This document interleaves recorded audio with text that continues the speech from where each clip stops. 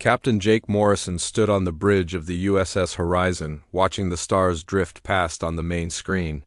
The deep space research vessel had been traveling for 3 months now, mapping new star systems far from Earth. Jake was a tall man with gray hair and calm blue eyes. He had been exploring space for 20 years, but he had never seen anything like what lay ahead of them today. "Captain, we're picking up something strange," said Dr. Lisa Carter from her science station. Lisa was the ship's chief science officer, a brilliant woman with short brown hair and sharp green eyes. She had discovered more new worlds than any other scientist in the fleet. "There's a structure orbiting the 4th planet in this system. It's definitely artificial." Commander Rick Davis looked up from his tactical station.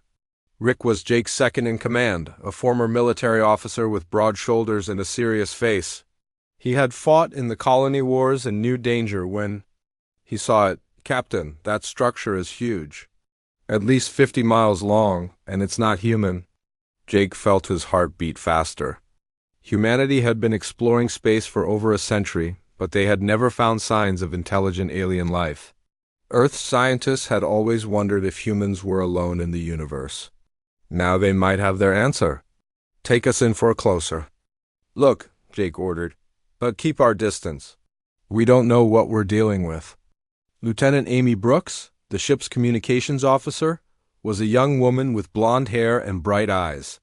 She had joined the crew fresh from the academy, eager to explore the unknown. "Captain, I'm detecting energy signatures from the structure. It's definitely active." As the horizon moved closer, they could see the alien structure more clearly. It looked like a massive space station with curved metal surfaces that gleamed in the light of the distant sun. Strange symbols covered its hull, and bright lights pulsed along its edges. The design was unlike anything humans had ever built. "My God," whispered Dr. Carter, "we're really not alone." Jake activated the ship's recording systems. Everything they saw and heard would be transmitted back to Earth automatically.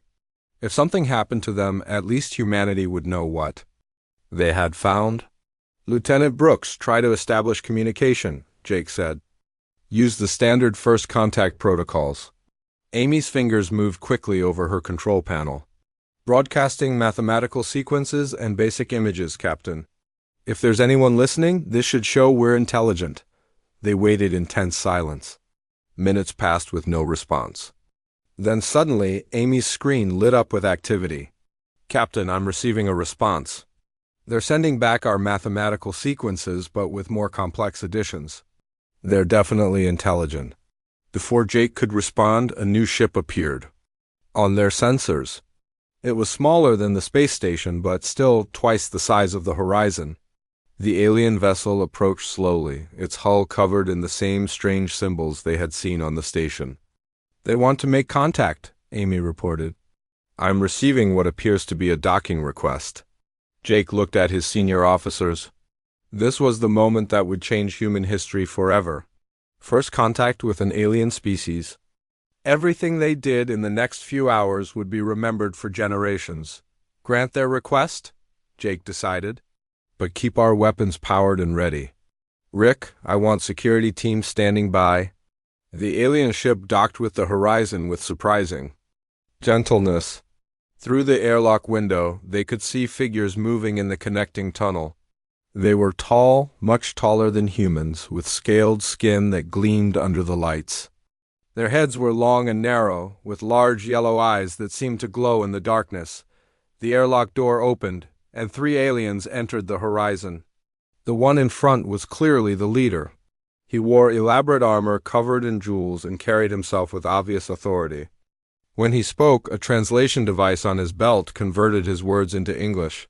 "I am Admiral Vextara of the Zephyrian Empire," the alien said. His voice was deep and cold like winter wind.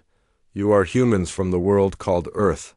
Jake stepped forward, trying to appear calm and confident.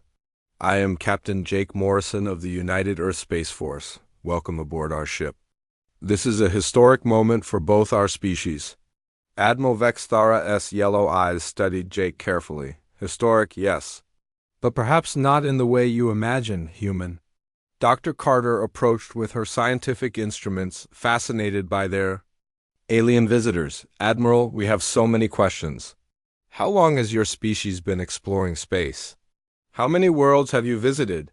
The alien admiral seemed amused by her enthusiasm. The Zephyrian Empire has ruled this sector of the galaxy for over 3,000 years. We have conquered 47 worlds and enslaved dozens of species. We are the dominant power in this region of space. Something in his tone made Rick tense up. The word conquered didn't sound like peaceful exploration, it sounded like war. We come in peace, Jake said carefully. Humanity seeks friendship and cooperation with other intelligent species. Peace. Admiral Vextara repeated the word as if it tasted strange. An interesting concept. Tell me, Captain Morrison, how many worlds does humanity control? Jake hesitated. He wasn't sure if he should reveal too much about human capabilities, but first contact protocols called for honesty and openness. We have colonies on 12 worlds, with more being established each year. Our expansion has been rapid in recent decades. Dr. Carter added eagerly, our technology has advanced incredibly fast. In just the last 50 years, we've developed faster than light, travel, terraforming capabilities, and advanced artificial intelligence. The rate of human progress is unprecedented. Jake saw Admiral Vextara's eyes narrow dangerously. Too late, he realized that Lisa had said too much. The alien admiral's relaxed posture changed, becoming tense and alert. Rapid expansion, the admiral said slowly. Unprecedented progress. Tell me, human, how many of your kind exist? 40 billion across all our worlds, Jake answered. Wondering where this was leading, the other aliens behind Admiral Vextara began speaking in their own language, their voices urgent and worried. The admiral raised a scaled hand to silence them. Captain Morrison, Admiral Vextara said, his voice now completely cold. The Zephyrian Empire has maintained order in this galaxy through strength and control. We do not tolerate threats to our dominance. We're not a threat, Jake protested. We simply want to explore and learn. A species that expands rapidly and advances quickly is always a threat, the Admiral replied. History has taught us this lesson many times. Therefore, I give you this choice, human. Your species will submit to Zephyrian rule immediately. You will cease all expansion beyond your home system. You will accept our governors to rule your worlds. In return, we will allow your people to live. The bridge fell silent. Jake felt the blood drain from his face. This wasn't first contact. This was a demand for surrender. And if we refuse? Jake asked, though he was afraid of the answer. Admiral Vextara's lips pulled back in what might have been a smile, revealing sharp teeth. Then your species will be eliminated before you can become a danger to the natural order. We have done this before, Captain. We will do it again if necessary. Jake looked at his crew. Rick's hand was moving slowly toward his weapon. Amy was pale but alert, ready to send a warning message to Earth. Dr. Carter looked shocked and frightened. Admiral, Jake said carefully, I cannot make such a decision for all of humanity. I would need to return to Earth and consult with our leaders. You have one of your Earth weeks to provide an answer, Admiral Vextara said. After that, we will assume you have chosen war. The aliens turned and left the ship without another word. Their vessel undocked and disappeared back toward the massive space station. Jake stood frozen on his bridge, realizing that he had just witnessed humanity's first contact with an alien species, and it had gone terribly wrong. Amy, send an emergency message to Earth immediately, Jake ordered. Tell them we've made contact with a hostile alien empire. Tell them we may be at war within a week. As the horizon turned toward home, Jake wondered if they would make it back in time to warn their people. Behind them, the alien space station pulsed with new activity, and Jake knew that Admiral Vextara was already preparing for the war he had promised. The USS Horizon raced through space toward Earth, pushing its engines beyond safe limits. Captain Jake Morrison stood in his ready room, staring at the star charts on his wall. 3 days had passed since their encounter with Admiral Vextara, And Jake could not stop thinking about the alien's cold yellow eyes and his promise of war. Dr. Lisa Carter entered the room carrying a datapad. Her face looked tired and worried.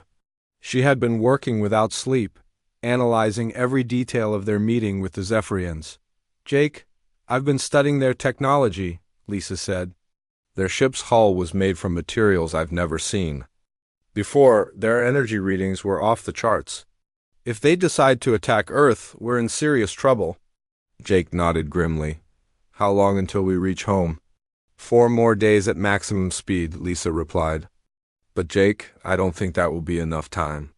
Something tells me they won't wait a week like they promised." As if her words were prophetic, Lieutenant Amy Brooks' voice crackled over the intercom. "Captain Morrison to the bridge immediately. We have a problem." Jake and Lisa rushed to the bridge, where they found the crew staring at the main screen in shock. Commander Rick Davis turned to face them, his expression dark. "Captain, long-range sensors are detecting massive fleet movements in Zephyrian space," Rick reported. "At least 500 ships, all heading toward human territory." Amy looked up from her station, her face pale. "Sir, I'm intercepting Zephyrian communications. They're mobilizing their entire war fleet. This isn't a small force, Captain." "This, is an invasion armada?" Jake felt his stomach drop. The Zephyrians had lied about giving humanity a week to decide. They had been planning this attack from the moment the Horizon left their space station. How long until they reach Earth? Jake asked. Chief Engineer Tony Garcia spoke up from the back of the bridge. Tony was a quiet man with dark hair and steady hands, known for working miracles with damaged engines. "At their current speed, they'll reach the outer colonies in 10 days. Earth in 15. We have to warn everyone," Jake said. "Amy, send messages to all human colonies and military bases. Tell them to prepare for attack." Amy's fingers flew over her controls. "Transmitting on all emergency frequencies, Captain." Suddenly, alarms began blaring throughout the ship. Rick's tactical display lit up with red warning signals. "Captain, we're being pursued," Rick announced.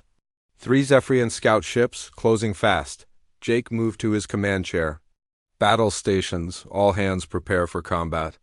The Horizon shuddered as the first enemy shots struck their shields. Through the viewscreen, Jake could see the sleek alien vessels closing in. They were smaller than the ship that had docked with them, but they moved with deadly grace. "Return fire," Jake ordered. The Horizon's weapons lanced out at their pursuers. Human lasers and missiles met alien plasma beams in the darkness of space. The scout ships were fast, but the Horizon's crew was experienced. "Direct hit on the lead ship," Rick reported. "Their shields are down 50%. But the aliens were learning from each exchange. Their return fire became more accurate, finding weak points in the Horizon's defenses. The ship shook violently as enemy plasma tore through their outer hull. "Hull breach on deck 7, Tony called out. "Emergency teams responding?" Jake gripped his chair as another blast rocked the ship. They were outgunned, but they had one advantage. Human ships were built for exploration, not war, but that made them more adaptable than pure military vessels. "Tony, can you reroute power from the science labs to the weapons?" Jake asked. "Already on it, Captain," Tony replied. "But I can give you something better. Dr. Carter's quantum resonance equipment might interfere with their targeting systems." Lisa looked surprised. "That's not what it's designed for." "Desperate times," Tony said with a grim smile. "Trust me, Doc." Lisa quickly reconfigured her equipment while the battle raged around them. The Horizon twisted and turned through space, trying to avoid the enemy fire while returning shots of their own. "Quantum field activated," Lisa announced immediately. The alien ships began firing wildly, their shots missing by wide margins. The Horizon's improvised jamming system was confusing their weapons. "Now's our chance," Jake said. "Rick, target their engines." The Horizon's concentrated fire crippled 2 of the scout ships, sending them drifting powerlessly through space. The 3rd vessel turned and fled back towards Zephyrian territory. "Well done, everyone," Jake said. "But this is just the beginning. We need to reach Earth before the main fleet arrives." The damaged Horizon limped through space for 2 more days before finally entering the solar system. As Earth grew larger on their screens, Jake felt both relief and dread. They had made it home, but war was coming behind them, Earth's orbital. Defense stations hailed them immediately. Admiral Kate Sullivan's voice came through the speakers.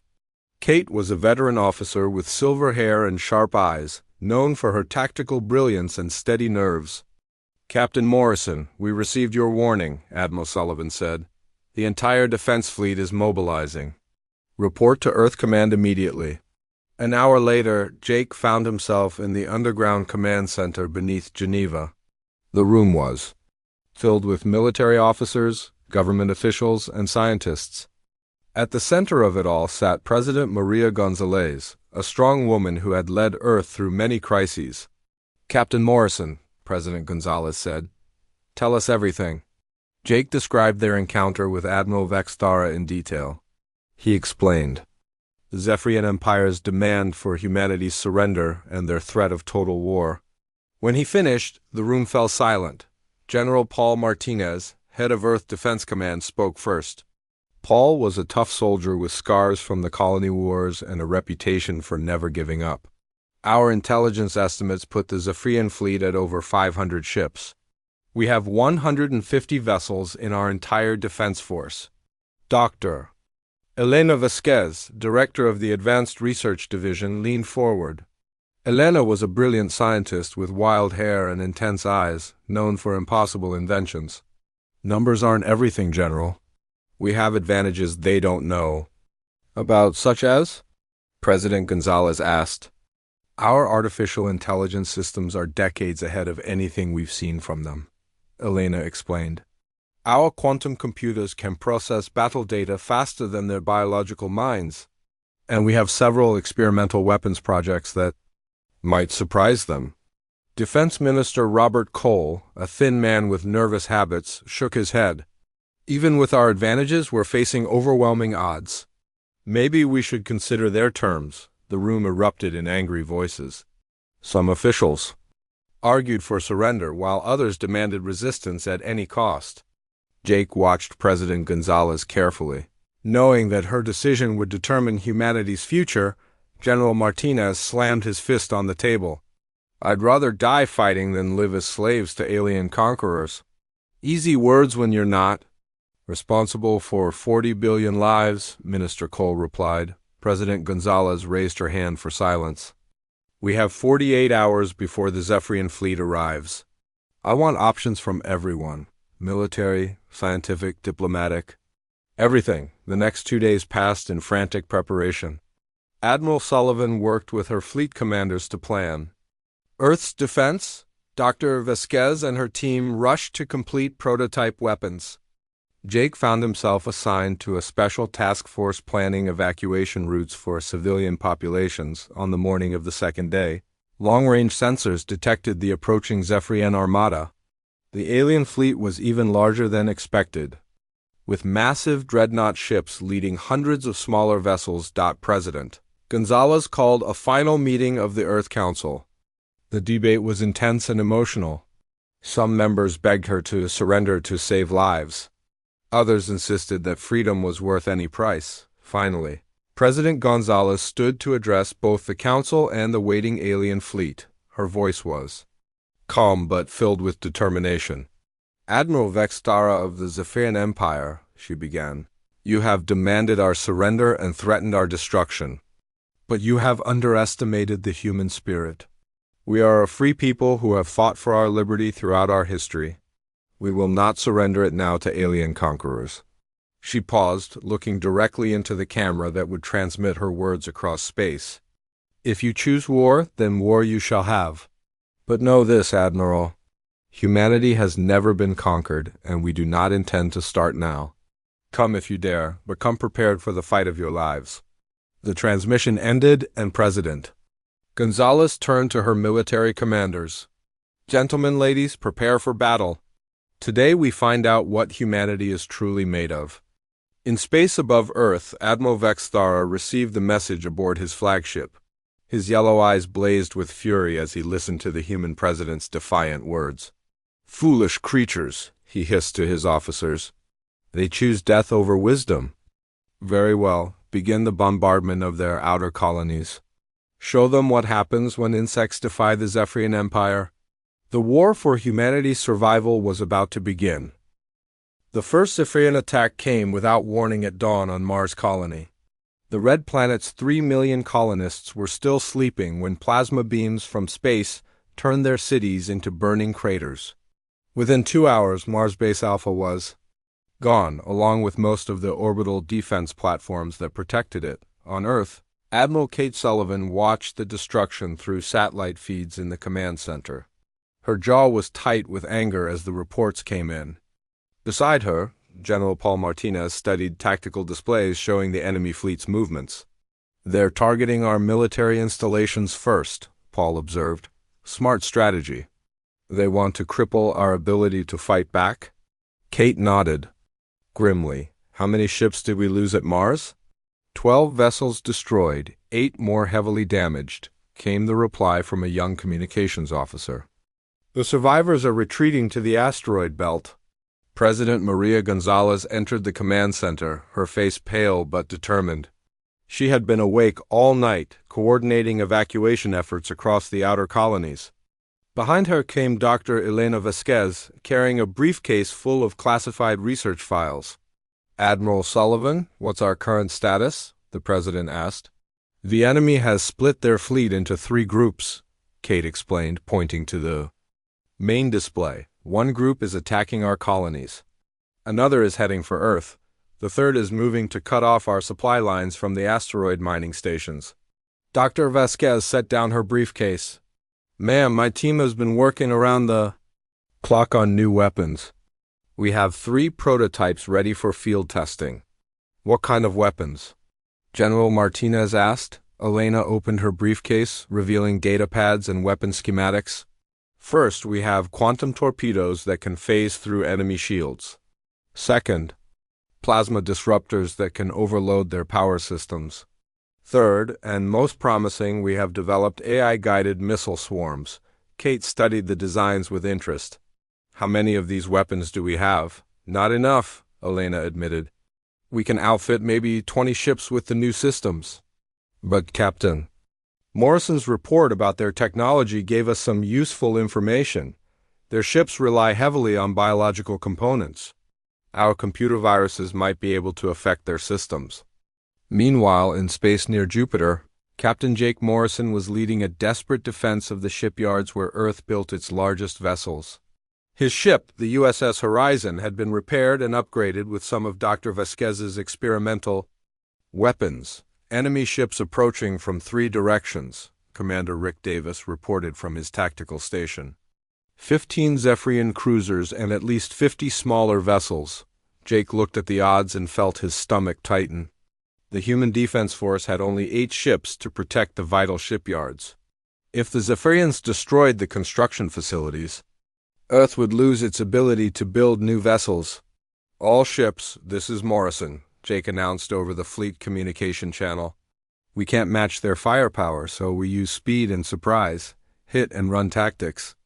Make them chase us through the asteroid field." The battle began as the Zephyrian fleet opened fire from long range. Their plasma weapons lit up space with deadly energy, but the human ships were already moving. Weaving between the asteroids that orbited Jupiter. Dr. Lisa Carter, now serving as the Horizon's tactical advisor, had studied every detail of Zephyrian technology from their first encounter. "Jake, their targeting systems have trouble with rapid course changes. If we can stay unpredictable, we might survive this." Rick launched the first quantum torpedoes at the lead enemy ship. The experimental weapons phased through the alien shields and exploded inside the vessel's hull. The Zephyrian cruiser broke apart in a brilliant flash of light. "Direct hit," Rick shouted. "The new weapons work." But the victory was short-lived. The remaining Zephyrian ships adapted quickly, spreading out to make targeting more difficult. Their return fire was devastating, and one human destroyer exploded under concentrated plasma bombardment. "We're losing ships too fast," Jake muttered. Then he had an idea. "Tony, can you overload our main reactor and use it as a weapon?" Chief Engineer Tony Garcia looked shocked. Captain, that would destroy the ship and everyone on it. Not if we evacuate first, Jake replied. Set the reactor to overload on a timer. We'll use the escape pods and detonate it when the enemy gets close. It was a desperate plan, but desperate times called for desperate measures. Tony began the overload sequence, while the crew prepared for evacuation. The Horizon continued fighting, drawing the Zephyrian ships closer and closer. 30 seconds to reactor breach, Tony announced.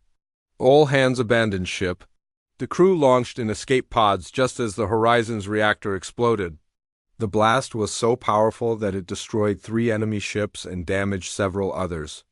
But Jake and his crew were now floating helplessly in space, hoping for rescue. Back on Earth, the war was transforming human society.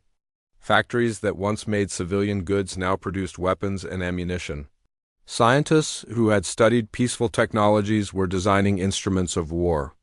Every person on the planet was involved in the struggle for survival. Lieutenant Amy Brooks had been promoted and now worked directly for Earth Command. Her job was intercepting and decoding Zephyrian communications. She worked in a small room filled with computers and listening equipment, trying to understand the enemy's plans. I'm picking up increased chatter from their command ships, Amy reported to Admiral Sullivan. They're talking about something called the Divine Wrath. It sounds like their Emperor's personal ship. Kate frowned. Any details about this vessel? It's massive, larger than anything else in their fleet, Amy replied. They're keeping it back from the main battle, probably protecting their leadership. This information was passed to Dr. Vasquez, who was working with a team of engineers to develop new strategies. Among her team was Dr. Ben Parker, a young scientist who specialized in energy weapons. Ben had wild ideas that often seemed impossible, but sometimes those ideas worked. If their Emperor's ship is that large, it must have incredible power requirements. Ben suggested, maybe we can use that against them. Elena looked interested. What do you have in mind? A feedback pulse, Ben explained excitedly. If we can tap into their power grid and reverse the energy flow, we might be able to overload their entire system. While the scientists worked on new weapons, Captain Lisa Harper was leading covert missions behind enemy lines. Lisa was a skilled pilot who commanded a stealth ship called the USS Shadow. Her crew included demolitions expert Sergeant Mike Torres and infiltration specialist Corporal Susan Wright. We've located 3 major Zephyrian supply depots, Lisa reported during a secret briefing. If we can destroy them, it will slow down their advance. General Martinez approved the mission. Do it. We need every advantage we can get. Lisa's team struck at night, using advanced stealth technology to avoid detection. Sergeant Torres planted explosive charges while Corporal Wright hacked into the alien computer systems to steal intelligence data. The raids were successful, but they revealed disturbing information. The Zephyrian Empire was even larger than humanity had imagined, with client species forced to fight for their masters. However, Susan's data theft showed that some of these enslaved races were unhappy with Zephyrian rule. Look at these communication intercepts, Susan explained to Admiral Sullivan. The Helix species and the Centauri collective are both showing signs of rebellion. They're tired of being slaves. Kate studied the intelligence reports. Can we use this? Amy, who had been analyzing the communications, nodded. If we can get messages to these enslaved species, we might be able to coordinate uprisings across Zephyrian space. The war entered its 2nd month with humanity still fighting desperately.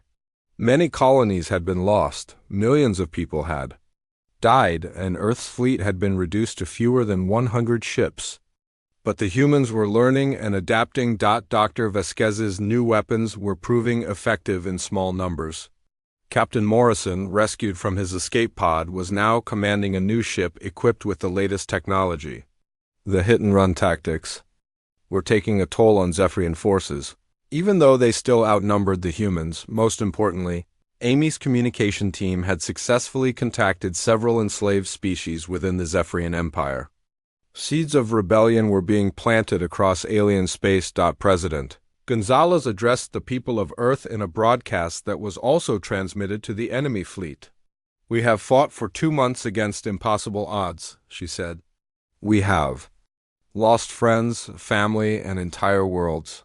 But we have not lost our spirit. Every day we grow stronger. Every battle teaches us more about our enemies. They came here expecting easy victory over primitive humans. Instead, they have found opponents who refuse to surrender." She paused, looking directly into the camera. "Admiral Vextara, you promised to destroy us quickly. Yet here we stand still, fighting, still free. Your empire has ruled through fear for thousands of years. But fear has no power over people who have nothing left to lose. We will keep fighting until you understand that humanity cannot be conquered." In his command ship, Admiral Vextara received the message with growing frustration. The war was taking much longer than expected. His emperor was demanding results, but these humans were proving more difficult than any species the empire had ever faced. 6 months into the war, humanity was finally beginning to show what they were truly capable of. In the deep laboratories beneath Earth's surface, Dr. Elena Vasquez worked with her team on humanity's most ambitious project yet. They called it the Prometheus Protocol, and it would change everything. "The theory is simple," Elena explained to President Maria Gonzalez during a top-secret briefing. "We turn our own ships into guided weapons. But instead of losing the crew, we use quantum teleportation to extract them at the last second." Dr. Ben Parker, who had developed the teleportation system, looked excited but nervous. "We've tested it in the lab hundreds of times. The timing has to be perfect down to the millisecond, but it works." General Paul Martinez studied the plans with interest. "How much damage could one ship cause?" "If we target their command vessels, the quantum explosion could take out an entire enemy formation," Elena replied. "The chain reaction would spread through their fleet like a virus." President Gonzalez looked thoughtful. "And you're certain the crew can be saved?" "The teleportation pods will extract them just before impact," Ben assured her. "They'll materialize on nearby rescue ships." Meanwhile, in orbit around Saturn, Captain Jake Morrison was preparing to test the Prometheus Protocol for the first time. His new ship, the USS Defiance, had been specially modified with the experimental systems. The crew was nervous but determined. "All systems ready, Captain," Chief Engineer Tony Garcia reported. "The quantum drive is charged and the teleportation pods are active." Commander Rick Davis looked at the enemy formation approaching their position. 15 Zephyrian ships, including one of their heavy cruisers, perfect test targets. Dr. Lisa Carter, now serving as Jake's science advisor, monitored the weapon systems. "Remember, we have exactly 3 seconds from activation to teleportation. If we miss that window, we're all dead." Jake activated the ship's communication system. "This is Captain Morrison to all crew. Today we test a new kind of warfare. Today we show the aliens that humans don't just adapt, we innovate. Prepare for a quantum jump." The Defiance accelerated toward the enemy formation at incredible speed. The Zephyrian ships opened fire, but Jake's ship was moving too fast to hit accurately. At the last possible moment, Tony activated the teleportation system. Bright light filled the bridge as the crew vanished. Seconds later, they materialized in the pods aboard a rescue ship just as the Defiance slammed into the Zephyrian cruiser. The quantum explosion was spectacular, destroying not just the target ship but 4 others in the formation. "It worked," Jake said in amazement. "We just turned suicide attacks into precision strikes." The success of the Prometheus Protocol marked a turning point in the war. Within weeks, specially trained human crews were conducting quantum strikes across Zephyrian space. The aliens had never seen anything like it, and their rigid military thinking couldn't adapt to this new form of warfare. But humanity's greatest breakthrough came from an unexpected source. Lieutenant Amy Brooks had been monitoring Zephyrian communications for months, and she had made a disturbing discovery about their technology. "Admiral Sullivan, I need to show you something," Amy said urgently during a staff meeting. "The Zephyrians use biological computers in their ships. Their technology is literally alive." Admiral Kate Sullivan looked intrigued. Explain. Their ships think and react like living creatures, Amy continued. But that also makes them vulnerable to biological weapons. Computer viruses that are designed to attack organic systems. Dr. Elena Vasquez was immediately interested. We could create a digital disease that spreads through their fleet, something that attacks their biological computers directly. The project was given top priority.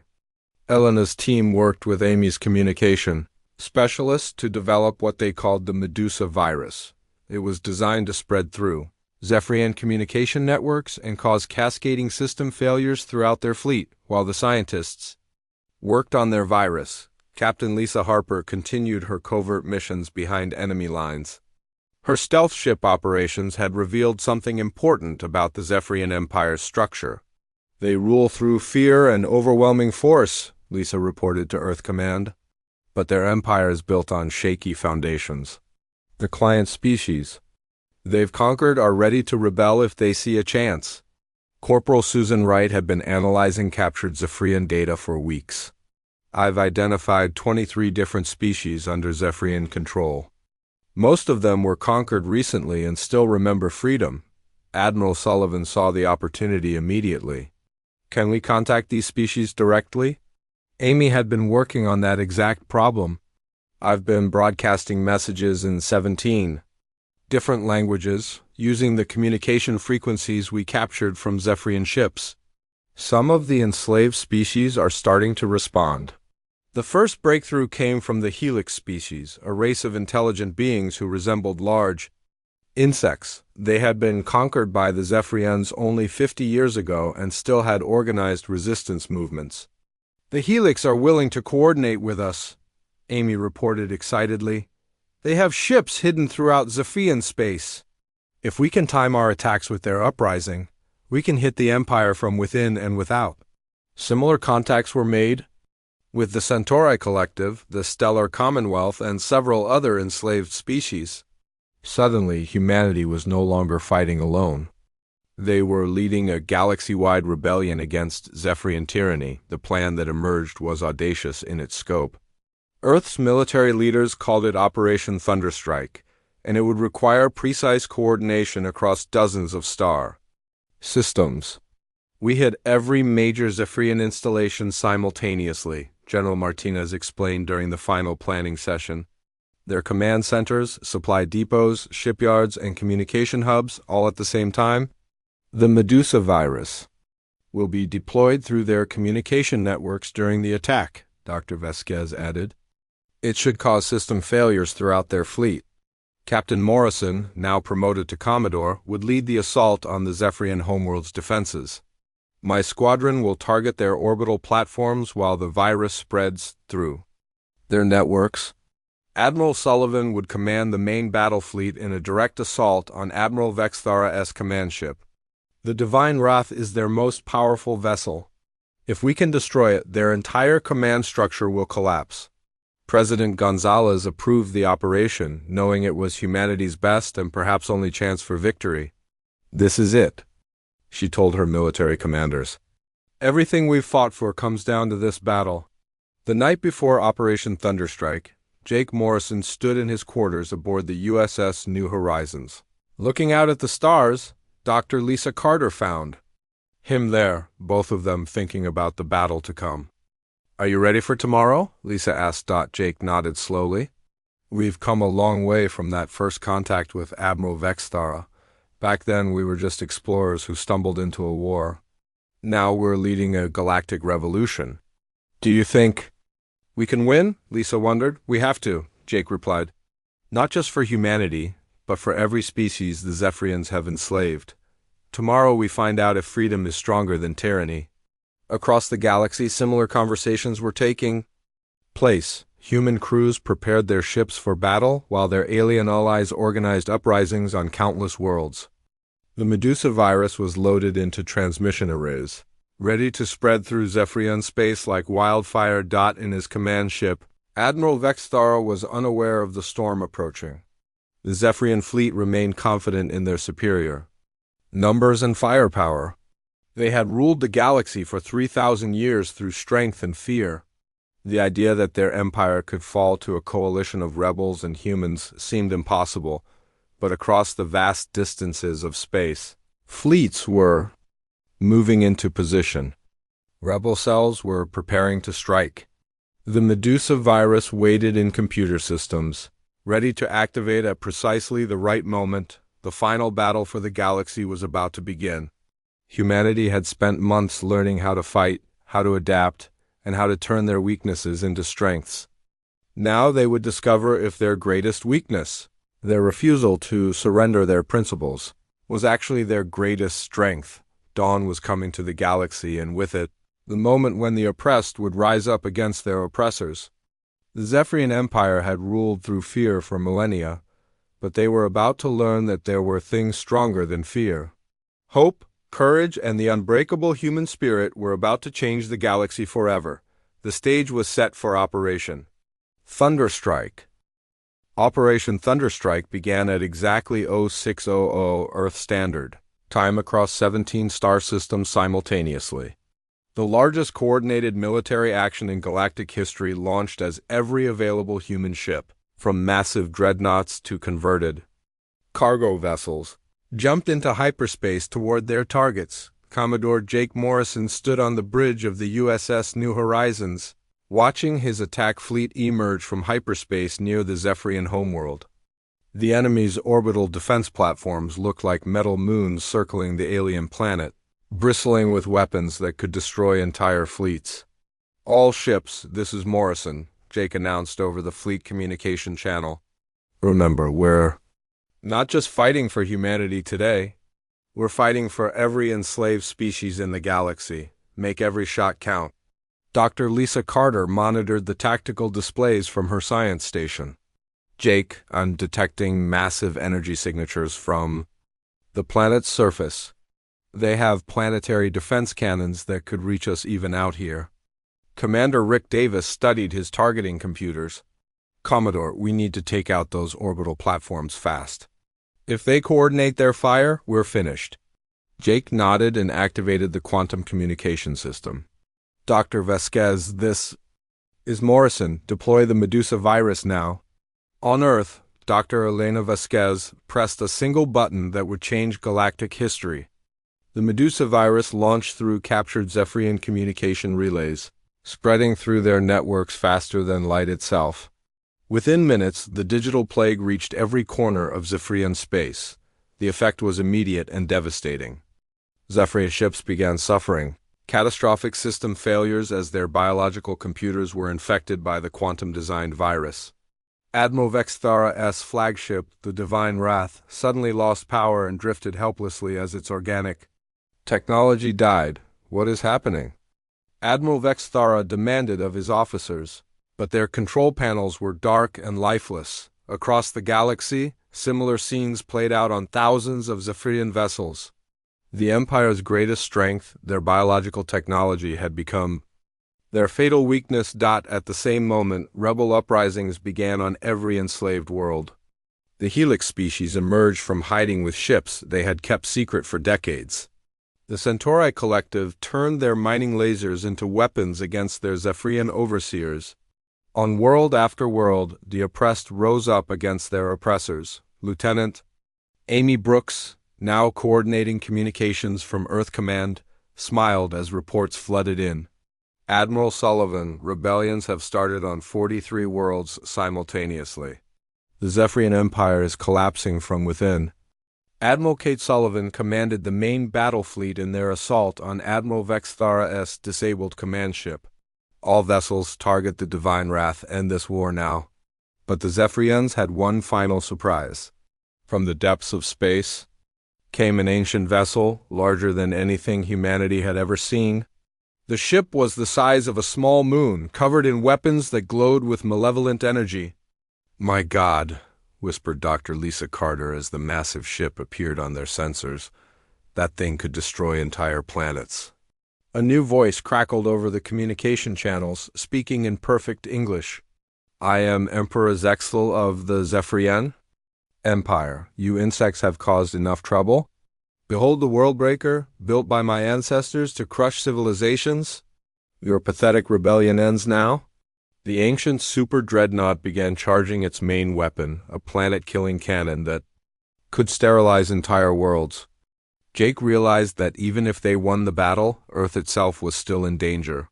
"Dr. Vasquez, do we have anything that can stop that monster?" Jake asked desperately. Elena's voice came through the speakers, tense but determined. "The Ragnarok device, it's untested, but it's our only chance. We need to get it inside that ship's shield grid." The Ragnarok device was Dr. Elena Vasquez's most dangerous creation, a weapon that could turn any ship's power core into a localized supernova. But delivering it would require a volunteer crew to fly directly into the enemy's most heavily defended position. "I'll take it," said Colonel Danny Foster, a veteran pilot who had survived more battles than anyone else in the fleet. "My ship is fast enough to get through their defenses." "Danny, it's a suicide mission," Jake protested. "No, sir," Danny replied with a grim smile. "It's a victory mission." "Sometimes that's the same thing." Danny's ship, loaded with the Ragnarok device, streaked toward the Worldbreaker at maximum speed. Enemy fire lit up space around him, but his ship's advanced shields and armor held.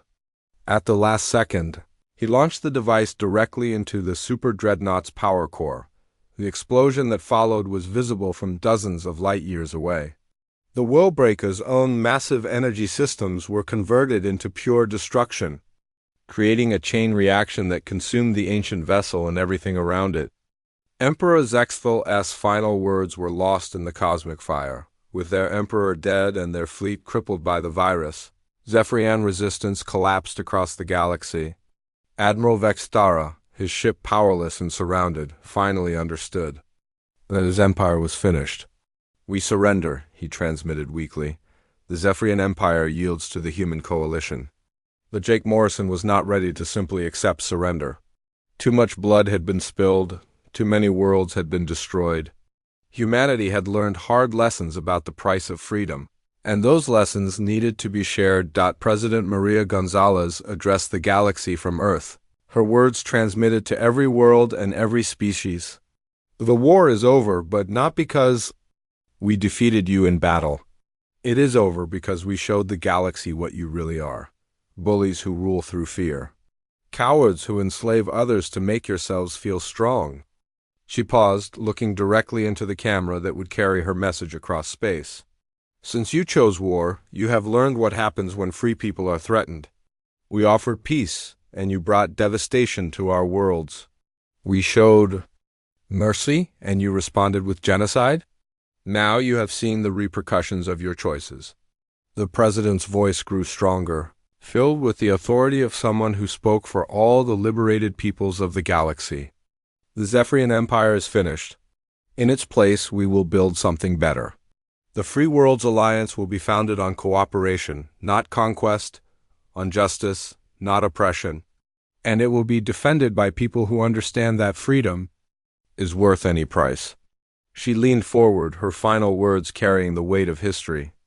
"To any species in the galaxy who might consider following the Zephyrian path, remember this day. Humanity will never again allow ourselves to be the prey. The galaxy has been warned." The surviving Zephyrians were granted asylum on a single world. Under the protection of the Alliance, their military disbanded and their aggressive expansion ended forever. Admiral Vextara himself chose to spend his remaining years helping to undo the damage his empire had caused. 6 months after the end of the war, Admiral Jake Morrison stood on the bridge of the USS New Horizons, now flagship of the Free Worlds Alliance. Beside him, Dr. Lisa Carter served as his chief science advisor, helping to explore the galaxy that was now open to peaceful contact. "Any regrets?" Lisa asked as they watched the stars drift past. Jake considered the question carefully. "We lost millions of people in that war. Earth will never be the same. But we also freed billions of enslaved beings across the galaxy. I think the price was worth paying." Through the view screen, they could see ships from dozens of species traveling together in peace. Helix vessels flew alongside human cruisers.